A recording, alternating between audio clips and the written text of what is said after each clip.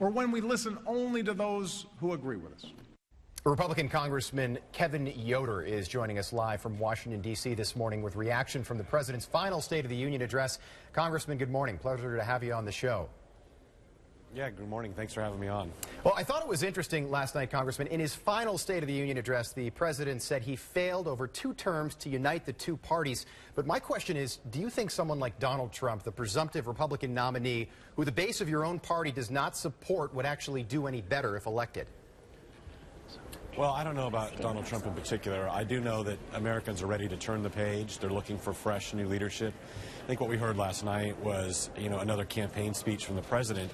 And what we really need is leadership when it comes to ISIS and defeating them, leadership when it comes to growing the economy and getting this really economy chugging and moving for everybody again.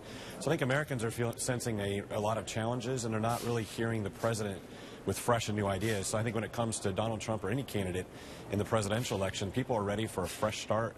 They're ready to turn the page, and I think they're very exhausted and tired with the same cynical politics that we've seen in Washington over the past few years. Right. Hey, Congressman, what was the mood like in the room last night? Did it seem like, as the president sort of runs a victory lap here with his final State of the Union, there was some bipartisanship in the applause and that sort of thing?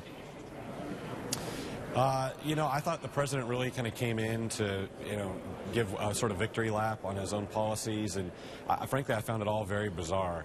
What most of us are looking for is, the president maybe to be less partisan in his final year, right, to reach out to Republicans and work together, and we just didn't see that last night. And I'm hopeful each day that we have a chance to get things done, and I don't know that last night really helped move the agenda in that regard. Yeah, I agree with you. A lot about unemployment, the stock market doing well, but nothing about Labor Party participation rates, very little about his planned policy over the next 11 months. Did you think it was kind of a legacy speech for the president? I do think it was a legacy speech for the president, and he papered over a lot of the challenges. Americans are very frustrated with government, and the president last night sort of ignored that fact and said, look, things are going really well. And, and he did take credit for the divisiveness in Washington, which we agreed with. Right. There weren't many bipartisan applause lines. He spoke about the soldiers. Certainly, we all stood up and cheered, but it wasn't really because the president has backed them up as much as we thank them for their service. This is a quote. There were a few things that I certainly agreed with. The president spoke about increasing NIH funding and researching cures for cancer. That's been a issue that I've been fighting for, and so I always try to find things in the president's speech I can agree with, but last night it was maybe more hard than it was harder than usual. Oh, we've got a quote for you. The president said the American economy is the strongest in the world. Now, Ronald Reagan asked the same question way back in 1980, but do you think Americans are better off today than they were 4 or even 8 years ago now? I don't believe so. I think in some regards, some people have done better, but the vast majority of Americans are struggling to try to put their kids through college, to provide the basic needs of their families, and they're living paycheck to paycheck, so they haven't seen that economic growth.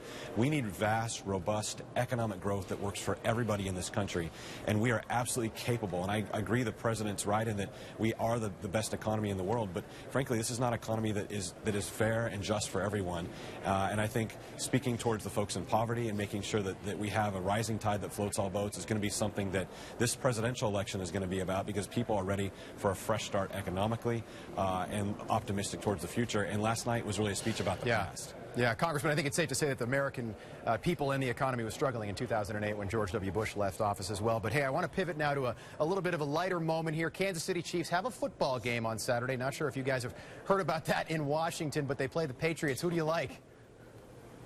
I'm going to like the Chiefs. I think this is Kansas City's year. The Royals certainly winning the World Series. The Chiefs, looking like they have the longest winning streak in the NFL. They're looking great. And then a little personal bias. I'm a Kansas Jayhawk fan, although last night was a little rough for the Crimson and Blue in Lawrence. It's been an embarrassment of riches, so to speak, for Kansas City sports this year, and we're not complaining. Congressman, do you have a score prediction for us on Saturday? I'm going to write this down. Boy, that's a tough one. You kind of got me on the spot. Let's say, 28 to 20.